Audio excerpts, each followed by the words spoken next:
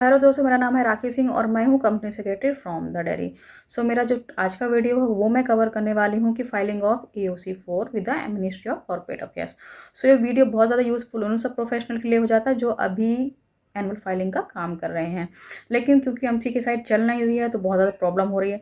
तो शायद मेरा ये वीडियो कैसे हेल्पफुल कर सकता है कि आप एक बार में पहले मेरा वीडियो देख करके पता कर सकते हैं कि आपको कौन कौन सी इन्फॉर्मेशन है जो कि आपको कलेक्ट करनी है।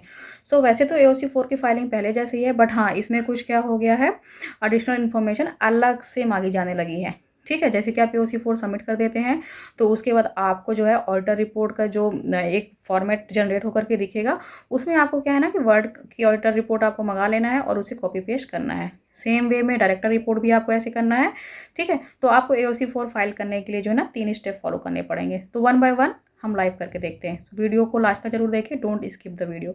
ओके, चलो। और अगर वीडियो आपको अच्छी लगती है तो please do like and subscribe my channel.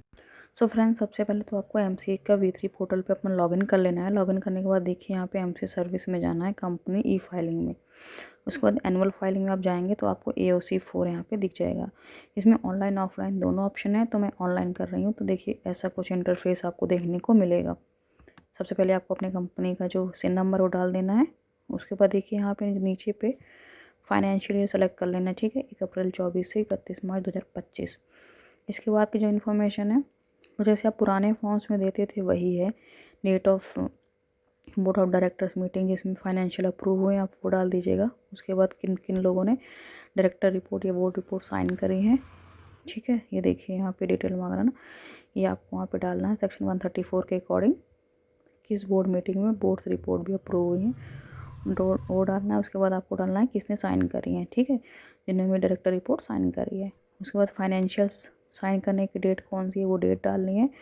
उसके बाद इसके बाद आपको यहाँ पे पूछेगा नीचे पे जाकर कि AGM कंपनी की कब हुई है नहीं हुई है, अगर हुई है कब हुई है तो, और उसकी ड्यू डेट आप डाल दीजिएगा and date of the AGM।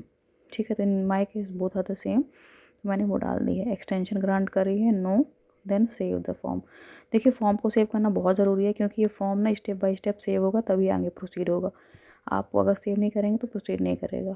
इसके बाद कंपनी की कोई सब्सिडरी है, येस और नो, या कंपनी किसी और की सब्सिडरी है, येस और नो, आपको बुक करना है। उसके बाद नीचे SRN ऑफ द ADT1। सो देखिए आपने ADT1 फाइल किया होगा, उसका SRN आप डाल दीजिए। ओके, इसमें बहुत इंपॉर्टेंट चीज़ ये है कि कुछ कुछ लोगों ने फर्स्ट ऑर्डर के केस में ADT1 फाइल नहीं किया है, उनको दिक्कत हो रही है। बट वो Z और 8 टाइम्स जो है 9 टाइम्स 8 डाल देंगे तो वो भी प्रोसीड हो जाएगा। टाइप ऑफ इंडस्ट्री जो इसे हम पहले डालते थे वो डालते हैं। कंसोलिडेशन रिक्वायर्ड है या नहीं है, सो मेरे केस में नहीं है। उसके बाद देखिए ये बैलेंस शीट का पोर्शन आपको ओपन हो जाएगा।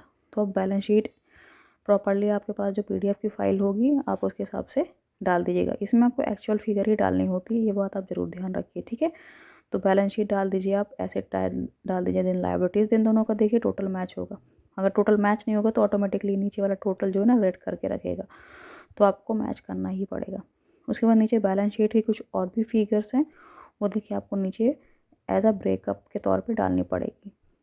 एक बार मैं देख भी लेती हूँ मैच है या नहीं है, मैं आपको बताने के लिए। वैसे तो देखिए मेरी दोनों ही मैच हैं, एसेट एंड लायबिलिटीज़। यहाँ पे देखिए बैलेंस शीट का जो ब्रेकअप आपको डालना पड़ेगा। ठीक है, इसमें अनसिक्योर्ड की बात कर रहा है, लॉन्ग टर्म बोरोइंग जो भी है अनसिक्योर्ड है उसकी बात कर रहा है। तो मेरे केस में कुछ भी अनसिक्योर्ड बोरोइंग नहीं है। ठीक है, ना तो टर्म लोन है, ना तो लॉन्ग टर्म लोन है, ना तो रुपी टर्म लोन है। ठीक है, और ना ही शॉर्ट टर्म ऐसी कोई बोरोइंग है जो कि अनसिक्योर्ड है। तो मैं सब में 0 0 डाल के इसको आगे प्रोसीड करूँगी।